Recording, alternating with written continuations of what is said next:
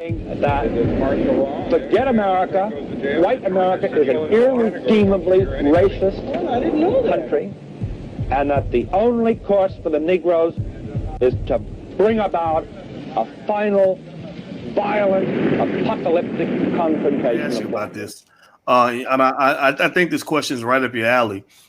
This is the image I put on my Instagram. My Instagram is the Real Boyce Watkins. If anybody wants to follow there, and this shows a neighborhood in Detroit called Black Bottom, and it shows before and then it shows after, where you got a bunch of freeways, a bunch of expressways that are going through Black Bottom, whereas before it was this prosperous neighborhood that they claimed. The Detroit Urban League reported that within Black Bottom and Paradise Valley, there were over 300 Black-owned businesses, which included physicians, barbershops, hair salons, hotels, drugstores, and more. In one of the most controversial episodes of mass gentrification in Detroit history, the virtually all-white city government bulldozed Black Bottom, the beloved ancestral home of many of Detroit's African Americans. It was done in the name of slum clearance. And they said Black Bottom was a residence for a lot of prominent Black folks. That a lot of great things happened here before it was taken down. Can you talk a little bit about that? I mean, are you familiar with the Black Bottom story, Dr. Anderson? Yes, I am. They used that with Black folk when whites started talking about social integration, and they wanted to integrate all these cities. And white folks got together and says, if Black folk can all come together for social integration, so they can walk in as a group in a body and mix with us, we got to come together. At that point in time, whites had businesses all over Detroit, because whites had they had their own communities. Whites had communities. They had while blacks had Black Bottom, whites had they had Corktown, Pole Town, Hockey Town, Greek Town, Asian Town, Chinatown, and they were having their businesses, and they said, well, blacks come in here, we don't want blacks to mix with blacks. We got to get away from these Black folk and use some broad terms. And so they took the Highway Act of 1956 that Eisenhower had enacted and said, let's build expressways outside of Detroit, because the boundary of Detroit then was 8 Mile Road. And so they said, we're going to go to 8 Mile Road and develop the areas out in the wooded areas there, and build homes and suburbs out there. There was no such thing as a suburb in Detroit, Michigan at that time. And all whites were forced to live with Black folk and these various little communities. But they said they wanted some way to get away from Black folk. They said, let's go down and take the Highway Act and go to every area where blacks were trying to build businesses like Black Bottom, and let's take that land and declare it obsolete, and we're going to build expressways through it. So they build expressways through every Black community or a neighborhood in Detroit, Michigan, and they build expressways so white folk can get out of Detroit faster without stopping. They could come in Detroit and make a living off of taking the money out of Black folks' pockets, and then get on the expressway and get back to the suburbs. Then later on, after about 15 years, they moved it. Then after 1967, after the riots, they moved the suburbs out further and started calling them exurbs. They were even further out, and then when they built those suburbs, they moved all the businesses and the factories and the industries, Ford Motor Car Company, Chrysler, and all the cottage industries, moved them out to the suburbs. So the blacks had no businesses. And they said that way we move all these businesses out of Detroit and close down and run an expressway through every Black neighborhood. Black folk cannot survive in Detroit, and we'll blame Black folk for having to destroy the city. And so they blamed Detroit. Then they said they won't have a tax base, but we're going to move the banks out, or they'll build factories. Everything will go out to the suburbs where whites are going to live. And we build malls out there so blacks have to bring their money out there and give it to us. And that way they impoverish themselves because they can't practice group economics and group politics in Detroit. And we do that in every city. The whites killed off Detroit and all these other Black cities, even Atlanta, Georgia, where they used to be called Sweet Albany. That's where all the blacks in the country would go down to Atlanta to enjoy themselves in Atlantic City, Atlanta, Georgia. But then they built an expressway right through Sweet Albany. So now you go in there, you see an expressway and a couple of raggedy buildings. They did it in every city, Atlantic Beach, New Jersey. They did it every city. You find it, if you want to find out where blacks used to live in these urban areas, go find the expressways, and you'll find that the Black people's old residence is either under the expressway, over the expressway, or beside it, or it's going right through it. Mm. Wow. Well, you know what? What I'm really thinking about here, Dr. Anderson, on this is, um, it seems to me that this should be included in the reparations conversation. You know, it seems that when you're talking about paying black folks reparations, there's a lot more than slavery to talk about. A lot of things happened after slavery. I mean, I'm looking at some pictures here of Black Bottom as you were talking, and it's just it almost makes you cry because you see just just what was there and what was taken away and what would have been passed down to us. You know, what kind of wealth would have been provided from all these businesses, some of which would have become multi-million dollar, multi-billion dollar companies. And I think that it seems to me that if you're talking about, if you're trying to have a serious reparations conversation, you got to talk about some of the things that were done to black folks in the hundred some years after slavery was over. I mean, this is a tragedy. This is an absolute tragedy. But you're absolutely right. They did the same thing in my hometown in Winston-Salem, North Carolina, when I grew up there. See, at that time we had the only black bus lines, and I was going to tell you about the bus lines. When I told you back when I was talking about the trains, blacks began to take over most of the job as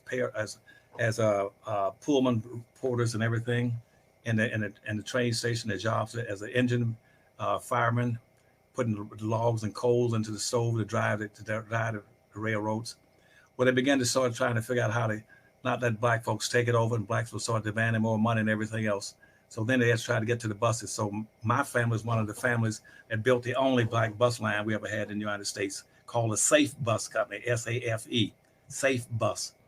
That was in Winston-Salem, North Carolina. We had, and they went into business in about 1927 in Winston-Salem, and during the course they put out of business by the integration movement in Montgomery, Alabama, in the 1960s, and so integration killed off most of our businesses in Detroit and Black Bottom, and also in Winston-Salem.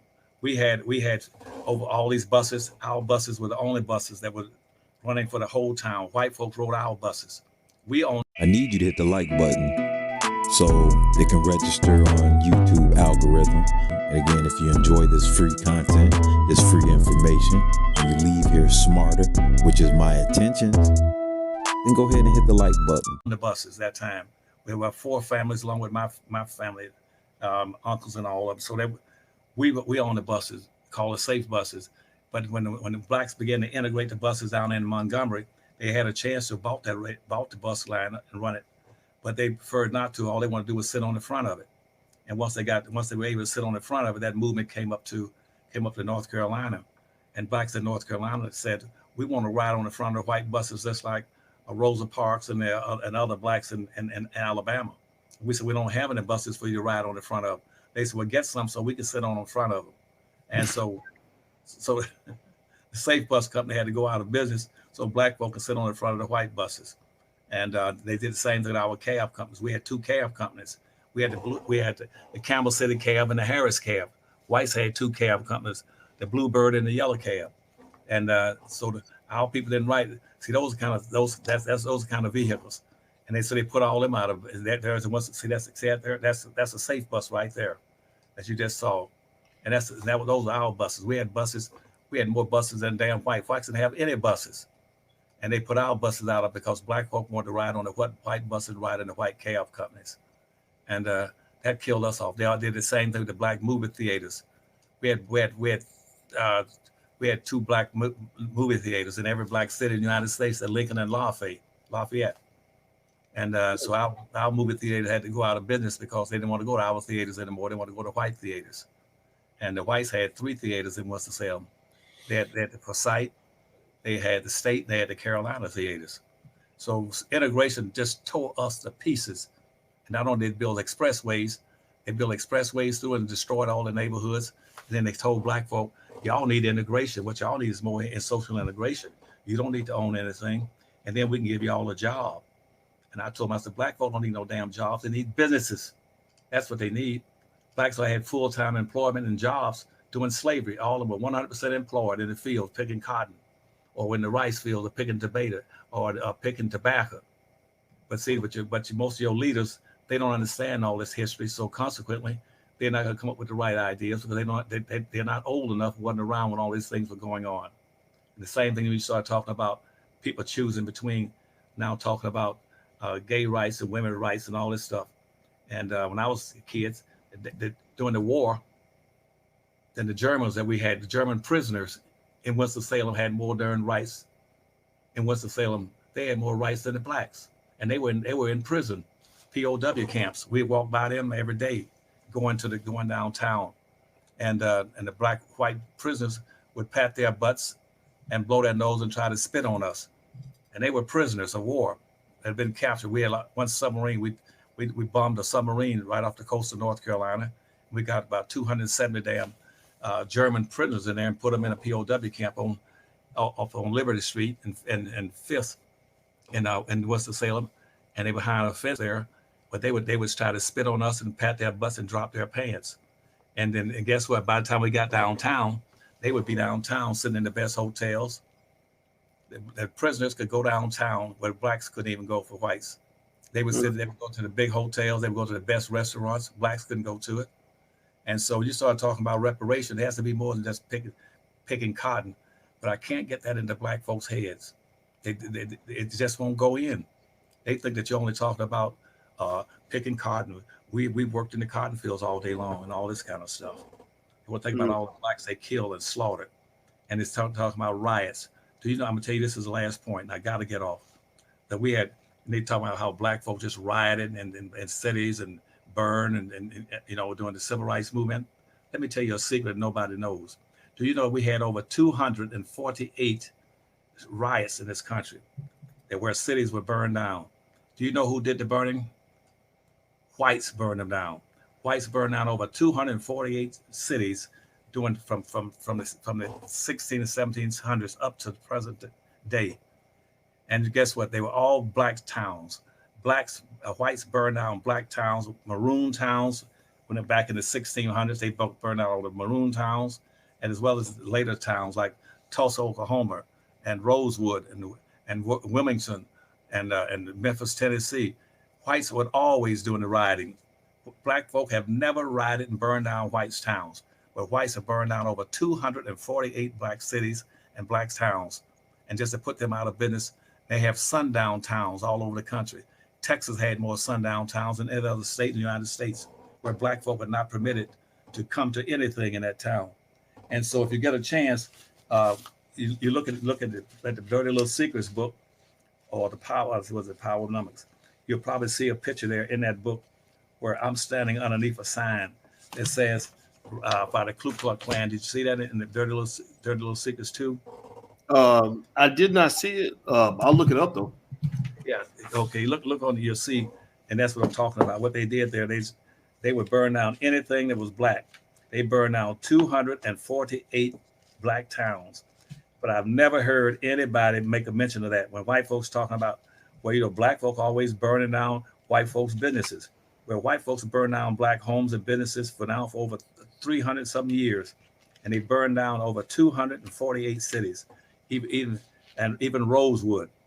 They've always burned down blacks' town, and blacks have never done anything to white folks to justify them burning down their towns and city and lynch, and even tried to burn down a part of New York where black folks live. That's what Wall Street used to be, and then and lynch most of the blacks, hung them on light poles and from electric poles and some trees.